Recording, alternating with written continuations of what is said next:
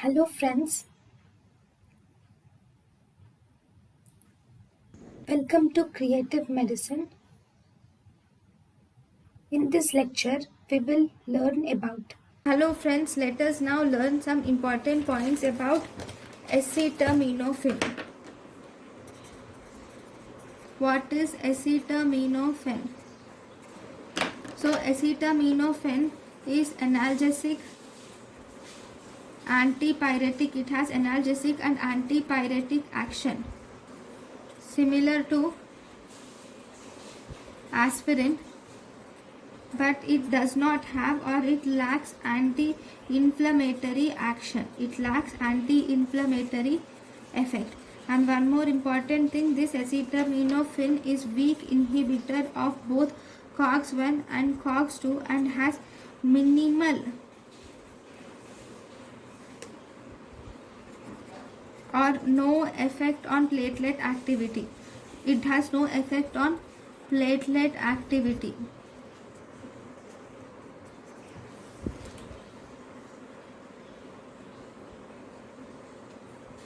Okay, acetaminophen, it does not antagonize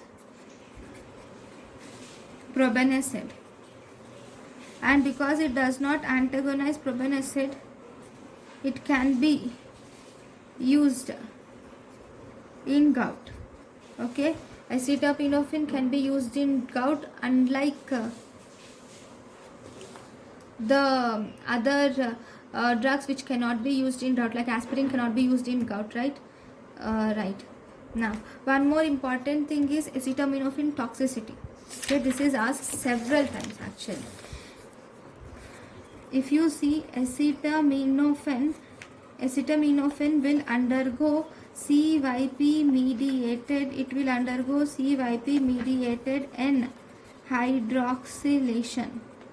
Okay, and it results in formation of N-acetyl parabenzoquinone amine. Okay, quinone imine. N-acetyl parabenzoquinoimine is formed. Okay, this is actually, it is a highly reactive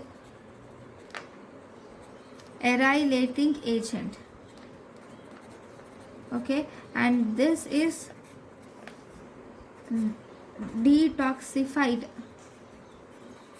by conjugation with glutamate. It will undergo glutathione. It will undergo conjugation with glutathione, and it is detoxified. But if you give very large doses of paracetamol, in very large doses of paracetamol is, if very large doses of paracetamol is taken, then you will see that glucuronidation capacity is saturated. Because glucuronidation capacity is saturated, this will result in formation of increased quantities or accumulation of increased quantities of N-acetyl parabenzoquinoimine, NAQPQI. Okay, this will